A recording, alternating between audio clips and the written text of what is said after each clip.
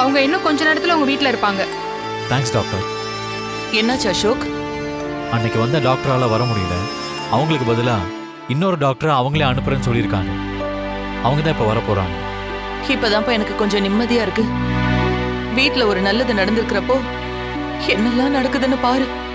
என் மருமக துர்கா சீக்கிரம் பேர குழந்தைய பெத்து எங்க கையில கொடுக்கணும். அப்பதான் இந்த குடும்பத்துக்கு ஒரு நல்ல காலம் பிறக்கும்.